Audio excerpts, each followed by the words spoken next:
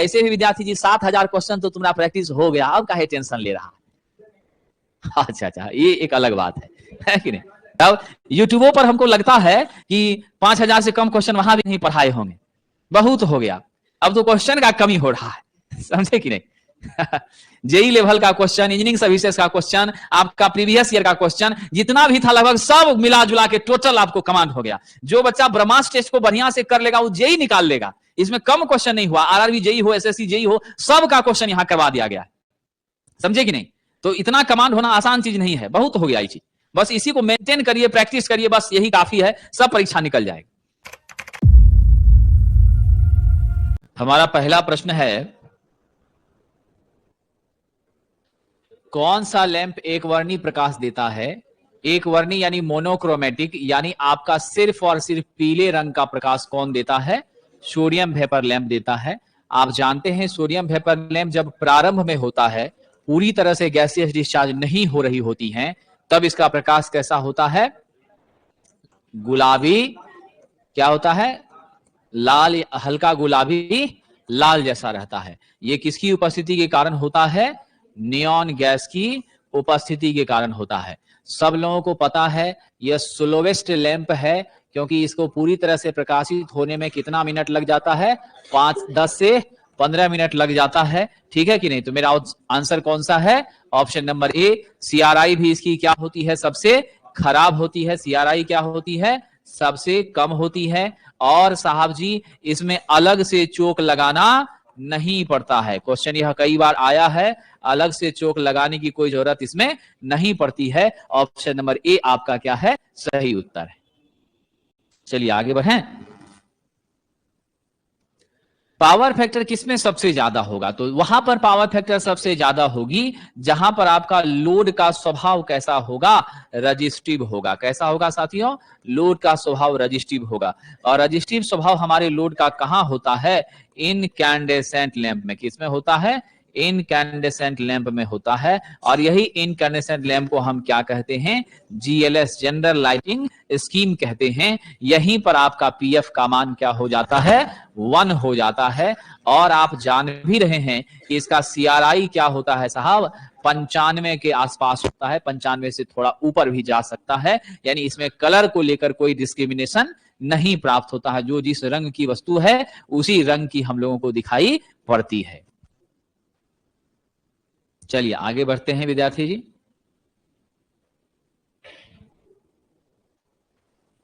अत्यधिक चमक की रोकथाम करने के लिए, यानी चमक को क्या करना है, ब्राइटनेस को क्या करना है, कम करना है। और आपकी चमक को कम करने के लिए साथ ही साथ आपका शैडो भी क्या है साहब, आपकी छाया भी क्या हो जाए, कम हो जाए। इन दोनों चीजों की कमी किस व्यवस्था में अधिक होती है, मेरा अप्रत्यक्ष में। आप जानते हैं अप्रत्यक्ष में मेरा मात्र 10% प्रकाश क्या होता है, नीचे आता है। बाकी 90% प्रकाश आपका कहां जाता है, ऊपर जाता है विद्यार्थी जी, ठीक है। और नीचे हम लोग क्या लगाते हैं, नीचे हम लोग यहां पर एक रिफ्लेक्टर भी लगा देते हैं, जो पूरी तरह से आपका हाफ हमारा अर्ध कटोरी की तरह होता है। क्या होता है, अर्ध कटोरी की तरह होता है। और ये आपका ऊपर की तरफ ही प्रकाश फेंकता है, नीचे हमारी प्रकाश बिल्कुल भी नहीं आती है। Option B is the correct answer. चलिए आगे बढ़ें। तंतु लैंप में निष्क्रिय गैस क्यों भरते हैं, तो आप लोग सब लोगों को पता है हम लोग फिलामेंट लैंप में किसका किसका यूज करते हैं, आर्गन का। अगर ये उपलब्ध नहीं है तो नाइट्रोजन का यूज करते हैं। ये भरने के पीछे क्या होता है, मेरे वाष्पीकरण हेतु आपका रोकना, यानी वाष्पीकरण हेतु तापमान को क्या करता है, बढ़ा देता है। पहले जो आपका 2000 या मान लीजिए 2300 डिग्री सेल्सियस पर पहले जो वाष्पीकरण शुरू हो जा रहा था, अब वह 2700 पर भी चला जा रहा है, तब भी वाष्पीकृत नहीं हो रहा है। और जितनी टेम्परेचर बढ़ रही है उतनी हमारी लाइट भी क्या हो रही है, बढ़ रही है। तो क्या जवाब दीजिएगा, सेवा के दौरान वाष्पीकरण का प्रभाव को कम करना, ताकि टेम्परेचर की राइजिंग हो जाए, इसके लिए इसका इस्तेमाल किया जाता है। चलिए आगे बढ़े विद्यार्थी जी। गैस से भरे तंतु लैंप में किस गैस का प्रयोग किया जाता, अभी जस्ट जवाब दिए थे, किसका यूज करेंगे, आर्गन या नाइट्रोजन का, तो हमारे पास यहाँ आर्गन कहीं दिया नहीं है ऑप्शन में, नाइट्रोजन दिया है, इसीलिए हम इसको लेकर चलेंगे। इसकी दक्षता क्या होती है? 18 से 20 ल्यूमेन प्रति वाट होती है। मार्केट से अब क्या हो गया है? आउट हो गया है। हमारा 1200 घंटे इसका मैक्सिमम कार्य आवर होती है, कार्य अवधि इसकी 1200 के रेंज में रहती है। बड़ी सस्ती थी। इसको मार्केट से किसने आउट किया साहब? सीएफएल ने आउट किया। सीएफएल को किसने आउट किया? एलईडी ने आउट किया, है ना। अब आप लोग कुछ नया बना दीजिएगा तो एलईडी भी आउट हो जाएगा। चलिए अगला प्रश्न। टंगस्टन के तंतु का आउटपुट किस पर निर्भर करता है? जरा सोच कर बताइएगा। टंगस्टन के तंतु का आउटपुट किस पर निर्भर करता है? हमारे टेम्परेचर ऑफ द फिलामेंट पर निर्भर करता है। कितने टेम्परेचर तक को वह सस्टेन कर रहा है, क्योंकि आप सब जानते हैं मेरा टेम्परेचर जितना बढ़ता चला जाएगा उस हिसाब से मेरी प्रकाश की मात्रा भी क्या होती चली जाएगी? बढ़ती चली जाएगी। आपने देखा था कि कार्बन फिलामेंट था तो 1800 से ऊपर नहीं जा रहा था, रोशनी बहुत कम थी। जब हमने टंगस्टन फिलामेंट यूज किया निर्वात के साथ तो हम 2300 तक पहुंचे, और जब हम लोग टंगस्टन के साथ निष्क्रिय गैस भर लिए तो हम कहां तक पहुंच गए? 2700 तक। तो मेरा क्षमता धीरे धीरे क्या होता चला गया? बढ़ता चला गया। ठीक है, चलिए सरकार आगे बढ़ें। अगला है, चलिए आइए, एलईडी लैंप का जीवन प्रत्याशा कितना तक होता है? तो सब लोग जानते हैं इसका जीवन प्रत्याशा काफी अधिक होता है। कितना तक होता है?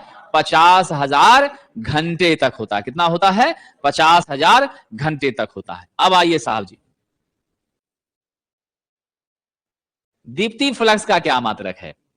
साहब जी ई बराबर जानते हैं क्या होता है? फाई बाय ए होता है या एफ बाय ए होता है ना। हमारा एफ को कैसे मापते हैं? ल्यूमेन में, है ना। और एरिया आपकी क्या होती है? मीटर स्क्वायर में। यहां से अगर हम एफ निकालना चाहे तो क्या करेंगे? ई इंटू ए कर देंगे। ई मेरा क्या था? ल्यूमेन प्रति मीटर स्क्वायर। एरिया क्या है? Metre square. आपका सीधा क्या हो गया? ल्यूमेन हो गया। आंसर कौन सा दे दें? ऐसे घूम के जाइए, वैसे घूम के जाइए, डायरेक्ट जाइए, इसका यूनिट क्या होता है? ल्यूमेन ही होता है। ठीक है, चलिए साहब आगे बढ़ते हैं। 0 वाट के लैंप में शक्ति की खपत कितनी होती है? 0 वाट के लैंप में साहब जी 5 से 7 वाट होती है। हमारे इंडक्शन टाइप एनर्जी मीटर की अक्षमता के कारण हम क्या करते हैं? इस तरह की मेजरमेंट नहीं कर पाते थे और हम ये मानते थे 0 वाट का है, कोई कॉस्ट इसमें नहीं लग रहा है। लेकिन आज जो डिजिटल मीटर सब आ गया, स्मार्ट मीटर आ गया, अब आप 0 सोच के यूज करिएगा तो नेचुरली आपको क्या हो जाएगा? बिजली का बिल देना ही पड़ेगा। किस प्रकार के लैंप की वाटेज कम होती है लेकिन चमक बहुत अच्छी होती है? आपके सामने जो दिया है, इनकैंडेसेंट है, फ्लोरोसेंट है, कॉम्पैक्ट फ्लोरोसेंट लैंप है। इसको ही ना मार्केट से आउट किया था एलईडी। तो आज तो आपका 6 वाट का, 7 वाट का, 9 वाट का एलईडी आपके पूरे कमरे को एकदम चकमक कर देता है, काफी अच्छी रोशनी प्रदान करता है। इसकी इफिशियंसी भी जबरदस्त होती है। क्या हो जाती है? ल्यूमेन प्रति वाट में हम किसको व्यक्त करते हैं? दीप्ति दक्षता को। किसको व्यक्त करते हैं? दीप्ति दक्षता को, ल्यूमिनस एफिशिएंसी को क्या करते हैं? व्यक्त करते हैं। ये ध्यान रखिएगा। आइए साहब आगे बढ़ते हैं।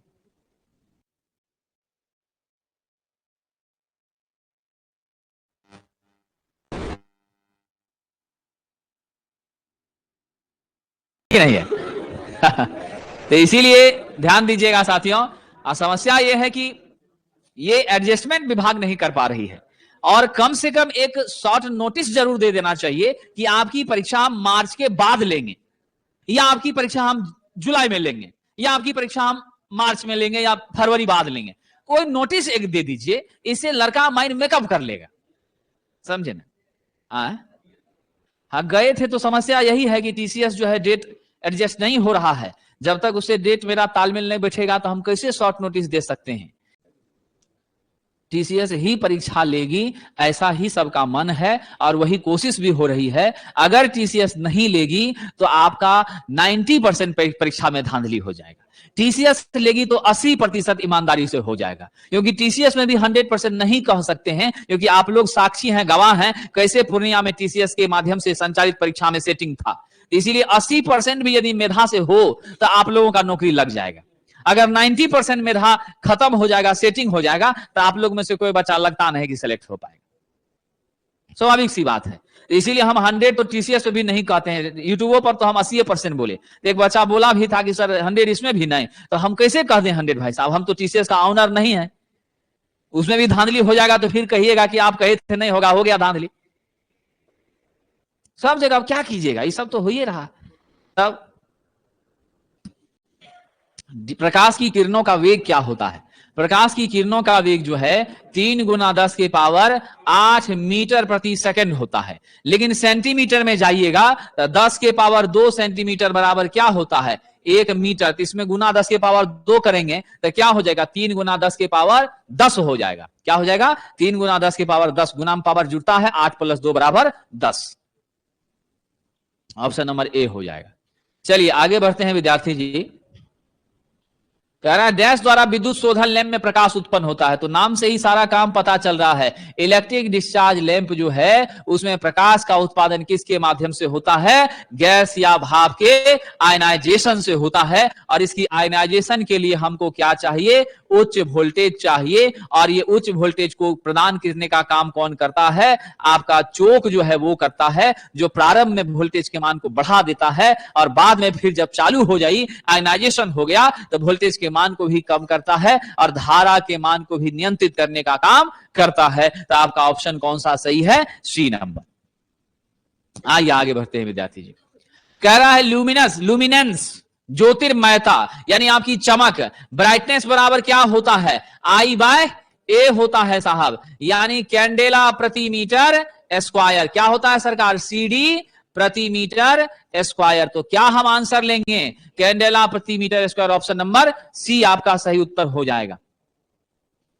छोटे कमरे में ज्यादा इंटेंसिटी वाला बल्ब लगाते हैं तो चमक बहुत ज्यादा रहता है ना। टेबल लैंप जो आप लोगों का एक पुराने समय का था बड़ा वाला, वो लगा के कमरे का बंद करके लाइट तब पढ़ते थे, किताब पर बहुत चमक रहती थी। आप 30-35 मिनट से ज्यादा पढ़ नहीं पाते थे, आंख में पानी आने लगता था, आंखें चौंधियाने लगती थी। ठीक है कि नहीं? ये मामला है। तो क्या होगा उत्तर आपका? C number. 230 volt 0.5 ampere 40 watt का प्रदीप्ति लैंप का पावर फैक्टर निर्धारित करिए। आपके पास भी दे दिया है 230, आई दे दिया है 0.5 एम्पियर, है ना। और आपका साहब जी पावर कितना दे दिया है? 40 वाट दे दिया है ना जी, 40 वाट दे दिया है। ऐसे भी विद्यार्थी जी 7000 क्वेश्चन तो तुम्हारा प्रैक्टिस हो गया, अब काहे टेंशन ले रहा? अच्छा, ये एक अलग बात है कि नहीं? अब यूट्यूबों पर हमको लगता है कि 5000 से कम क्वेश्चन वहां भी नहीं पढ़ाए होंगे, बहुत हो गया। अब तो क्वेश्चन का कमी हो रहा है, समझे कि नहीं? जेई लेवल का क्वेश्चन, इंजीनियरिंग सर्विसेज का क्वेश्चन, आपका प्रीवियस ईयर का क्वेश्चन जितना भी था लगभग सब मिला जुला के टोटल आपको कमांड हो गया। जो बच्चा ब्रह्मास्त्र टेस्ट को बढ़िया से कर लेगा वो जेई निकाल लेगा। इसमें कम क्वेश्चन नहीं हुआ। आरआरबी जेई हो, एसएससी जेई हो, सब का क्वेश्चन यहां करवा दिया गया है, समझे कि नहीं? तो इतना कमांड होना आसान चीज नहीं है, बहुत हो गया ये चीज। बस इसी को मेंटेन करिए, प्रैक्टिस करिए, बस यही काफी है, सब परीक्षा निकल जाएगा। आइए साहब जी, तो यहां से जरा सा देख लीजिएगा, P बराबर क्या होता है? वी आई कॉस फाई होता है। यहां से पावर फैक्टर का मान क्या होगा? यानी कॉस फाई का मैथमेटिकली क्या मान लिखिएगा? P बटा भी आई हो जाएगा। तो 40 बटा सरकार कर दीजिए 230 गुना 0.5, क्या हो रहा है? 348, 0.348 आ रहा है। ऑप्शन नंबर कौन सा दे देंगे? ए दे देंगे। ठीक है कि नहीं? चलिए विद्यार्थी जी,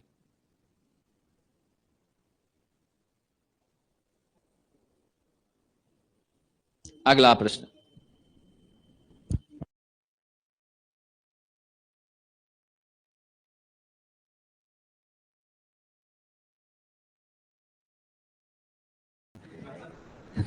प्रदीप्ति नलिका की दीप्त दक्षता क्या होगी? साहब जी फ्लोरेसेंट ट्यूब है, आप सब जानते हैं क्या हो जाएगा अगर हमने यहां पर इलेक्ट्रॉनिक चोक का प्रयोग कर लिया। किसका प्रयोग कर लिया? इलेक्ट्रॉनिक चोक का प्रयोग कर लिया। तो मेरी दक्षता 66 ल्यूमेन प्रति वाट तक पहुंच जाएगी। दिए गए ऑप्शन में सबसे सही कौन है? आपका ऑप्शन नंबर डी ही है, जो बिल्कुल एप्रोप्रिएट फिट हो रहा है। फ्लोरेसेंट लैंप कैसी लैंप है बच्ची, जरा बताओ? गैस डिस्चार्ज है कि आपका जो है सो टंगस्टन फिलामेंट वाला लैंप है? विद्युत के चुंबकीय प्रभाव पर कि विद्युत के उष्मीय प्रभाव पर कि आपका गैस डिस्चार्ज पर? कंफर्म है ये? चलिए अच्छी बात है। आइए, तो हमारा राइट आंसर क्या है? ऑप्शन नंबर डी है। साहब जी, प्रदीप्ति नलिका का संचालन किसमें किया जाता है? दोनों सप्लाई पर किया जा सकता है। किस पर किया जा सकता है? एसी डीसी दोनों पर। ठीक है, दोनों पर कर सकते हैं। अगला है 1000 एमएससीपी आपका कितना दिया है? एमएससीपी का मान साहब 1000 दे दिया है। अब वाट आपका कितना है? पावर कितना है? आपका पावर जो है विद्यार्थी जी वो दे दिया है 500 वाट। और आपसे कह रहा है कार्य पृष्ठ से कितनी दूरी पर लटकाया गया है? तो मेरा साहब 2.7 मीटर की दूरी पर लटकाया गया है। आपसे पूछा जा रहा है विद्यार्थी जी हमें बता दीजिए साहब कि आपका इल्यूमिनेशन कितना होगा। इल्यूमिनेशन को लक्स में मापते हैं। क्या करिएगा विद्यार्थी जी? क्वेश्चन तो बड़ा कठिन बुझा रहा है, कुछ हो पाएगा कि नहीं? इसमें हो जाएगा। आपका कह रहा ठीक ऊपर, ठीक ऊपर तो थीटा का मान कितना? 0 डिग्री। यानी आपका क्या हो जाएगा? आई बटे एच स्क्वायर कॉस 0 मतलब आई बटे एच स्क्वायर, यानी आई का मान एमएससीपी 1000, एच का मान 2.7 का स्क्वायर। बताइए सरकार कितना हो जाएगा? बिल्कुल सही जवाब है 137.17 लक्स हो जाएगा।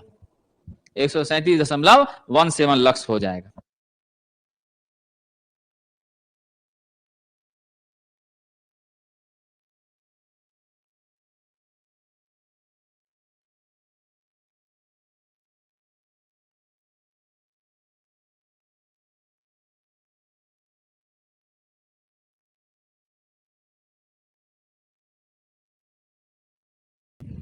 प्रकाश गुणवत्ता के सापेक्ष सबसे महत्वपूर्ण चीज क्या है साहब? एक अच्छी प्रकाश व्यवस्था जो है उसमें क्या होनी चाहिए? किस चीज की मात्रा वहां पर कम से कम रहे? चमक है, ग्लेयर है, चौंध है, ये नहीं होनी चाहिए। अगर ये चौंध होगी तो मामला क्या होगा? गड़बड़ हो जाएगा। तो इस चौंध से हमको हमेशा क्या करना है? परहेज करना है। ठीक है कि नहीं? आइए साहब जी।